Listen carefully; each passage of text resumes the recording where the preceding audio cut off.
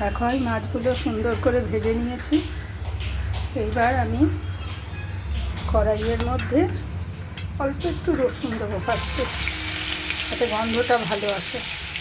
এইবার আমি পেঁয়াজগুলো দিয়ে দেবো, কুচনো পেঁয়াজ।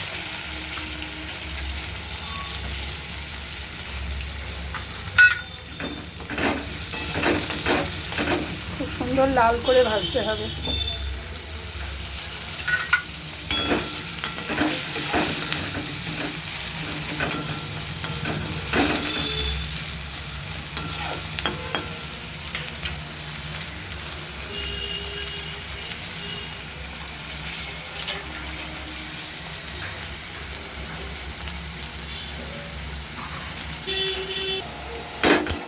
পেঁয়াজটা অনেকটা ভাজা হয়ে গেছে, এবার আমি বাকি রসুনটা দিয়ে দেবো।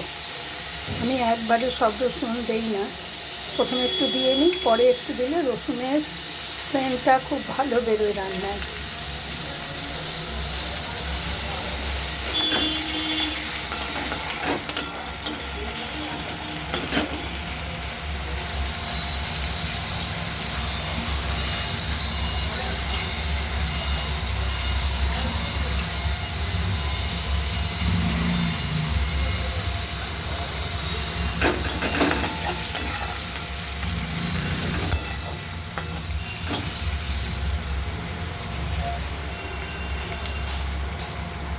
পেঁয়াজটা খুব ভালো করে ভাজতে হবে, যাতে পুড়ে না যায়, ভাজাটা যেন খুব ভালো হয়।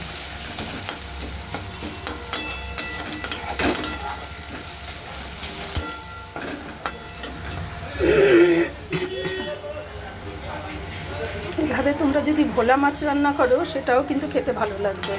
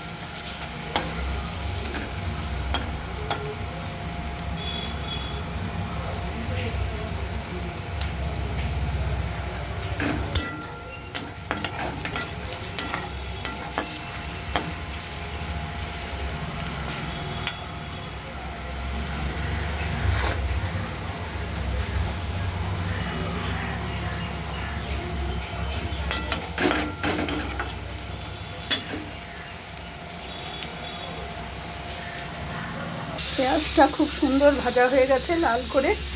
এবার আমি এখানে দেব কালো জিরা বাটা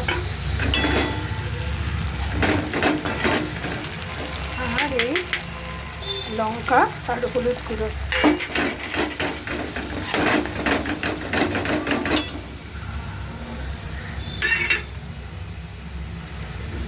আমি জল দিয়ে দিলাম।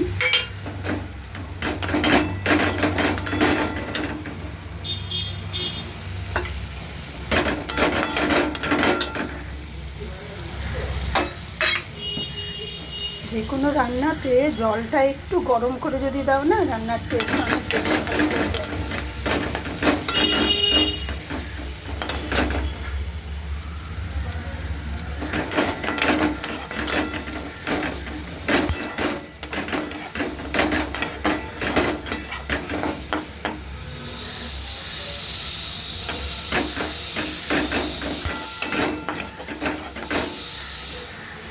আমার মশলাটা ভাজা হয়ে গেছে, নিচ থেকে তেল চুয়ে উঠেছে। যেই থেকে তেলটা ভেসে উঠেছে তখন বুঝবে ভাজা হয়ে গেছে। এবার আমি সামান্য একটু জল দিয়ে দিলাম।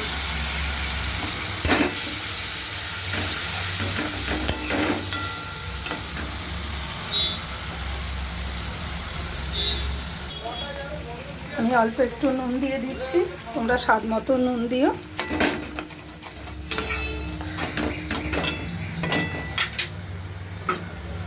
এবার আমি মাছগুলো একটা একটা করে ছেড়ে দিচ্ছি।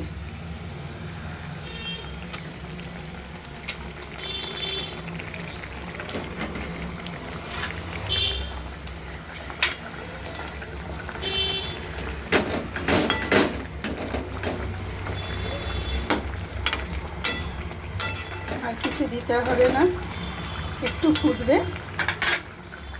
একটু মাখা মাখা হবে।